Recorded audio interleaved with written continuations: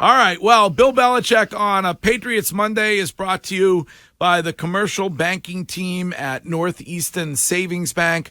Upgrade your business to a local partner by Catches Law Group, New England's injury pros, and the official law firm of the New England Patriots. By Northeast Men's Health, the experts in men's sexual health. Visit northeastmenshealth.com. And Bill Belichick is brought to you by Diesel Direct, the nation's largest asset-based mobile fueling company. And he joins us this morning on the Harbor One hotline. Hey, Bill, good morning. Hi, Greg. How are we doing? Great. How are you? Good. Ready to roll this morning? Great appearance on Saturday. Did you enjoy being the picker, guest picker on game day? Yeah, it was an interesting experience. It was the best part was reuniting with Coach Corso. It's been a while since I've had a chance to spend some time with him, so that was really a treat. Bill, that interaction where he discussed your dad being a mentor for him was really ESPN captured you guys shaking hands for the first time. That must have meant a lot. Yeah, like I said, it was great to see him, and I've had a long relationship with Coach Corso. It's been 55 years, something like that. So, great mentor, great man, friend. Always had a lot of admiration for Lee and all the things that he's done as a assistant coach, head coach, and what he's done for the game of football and his love of football. Now, Bill, that you brought that helmet, that 1962 helmet. Is that in the collection, or did you have to get that ahead of time? How does that work? Yeah, no, I have it. How many do you have in the collection, helmet wise? I don't know, a few. Probably, I don't know, 10. Got some lacrosse helmets too. So, Bill, when you look at what you guys were able to do as a team on Thursday night, going to Pittsburgh, beat a good football team, what do you think was the biggest thing that you guys were able to do to come out with that win?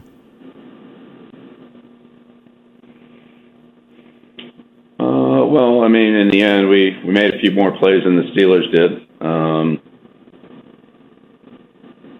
think that was really the bottom line.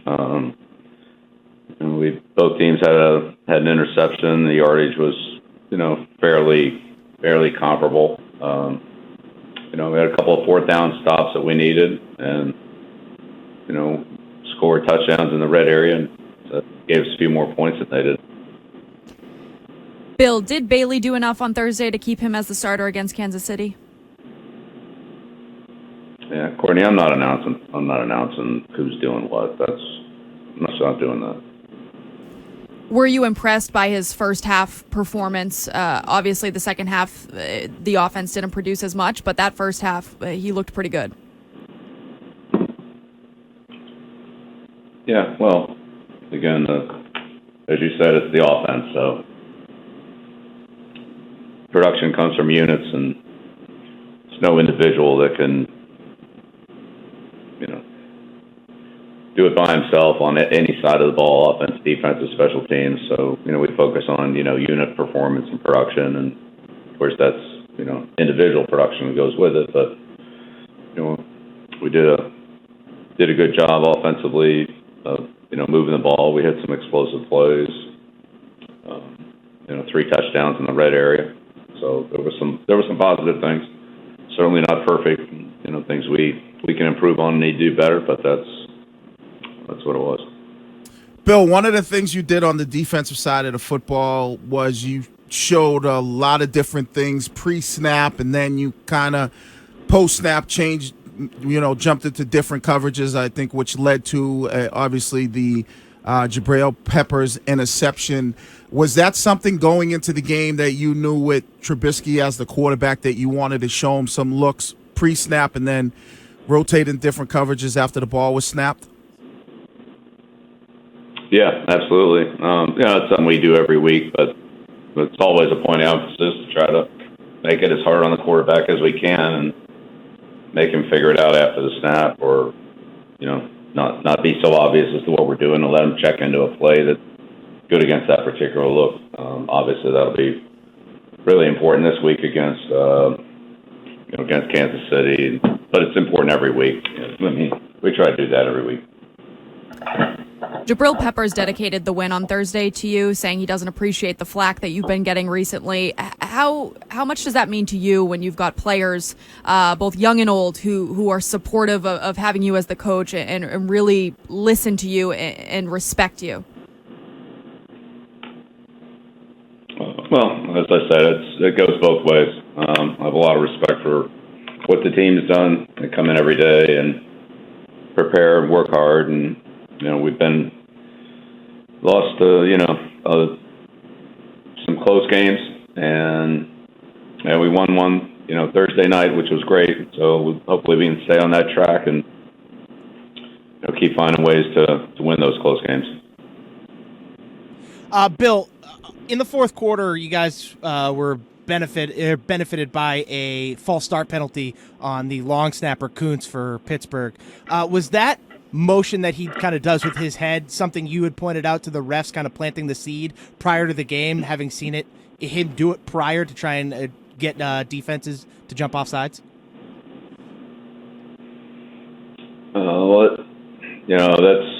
Those are points of emphasis from the officials each week, and there's certain things that they emphasize. Honestly, that's one of them.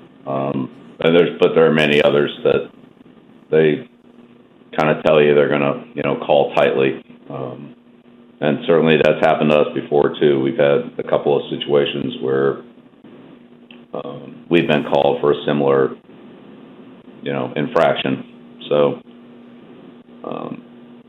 but I mean, that being said, we need to cut down on the pre-snap penalties all the way around. Period. On offense and kicking game. Bill, you talked about playing a team like Kansas City and Patrick Mahomes, and they had their game against the Bills last night. And you talk about some of the penalties, pre-snap penalties, the alignments of lining up. Andy Reid talked about usually an official will come to you and give you a warning if there's something, a guy maybe getting a little bit close in the neutral zone or maybe where he's lining up as a wide receiver on the ball. Is that something that's pretty accurate? Did they usually give you a warning, or do they generally just throw the flag and not give you any warnings on specific pre-snap penalties? Yeah, I think that probably varies from crew to crew. Sometimes you get them, sometimes you don't. Sometimes it probably depends on what the official sees, but you'd have to talk to the officials about that. I mean, I'm not going to get into how the game should be officiated. That's their job. The Diesel Direct Player of the Game on Thursday night, Bailey Zappi. You talked a little bit about him, Bill, but just maybe things that you saw different on Thursday night as opposed to the prior week. Bailey's been pretty consistent. For the most part, he's done a good job of taking care of the ball at the quarterback position. We haven't had a lot of negative plays, turnovers, and just negative plays, penalties that are related to the quarterback position, like delay a game, things like that. So he's done a good job managing the team and taking care of the ball. There's always plays that players and coaches can, do a little better when you look back over the game. But again, everybody who plays in the game feels that way. So, but Bailey works hard and tries to correct his mistakes, tries to learn each week and actually learn each day. And so, sure he'll continue to do that. But that good preparation and attention to details certainly puts him on the right path to better performance in the games.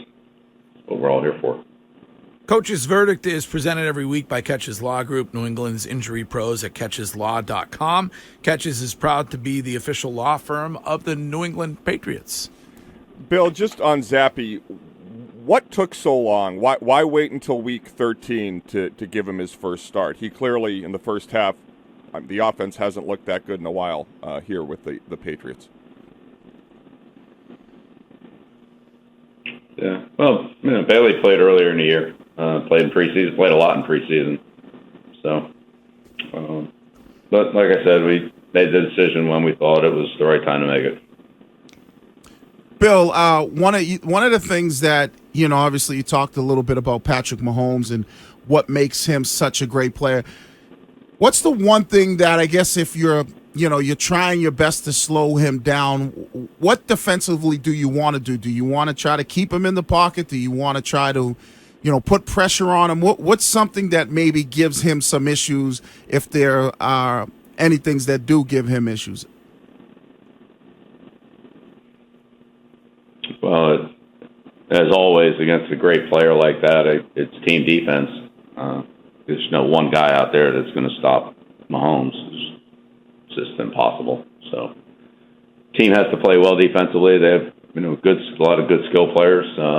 Have good, good players, good linemen. They're really, really good. With their inside guys. Tooney and Creed, those guys. So, you've got to play good team defense.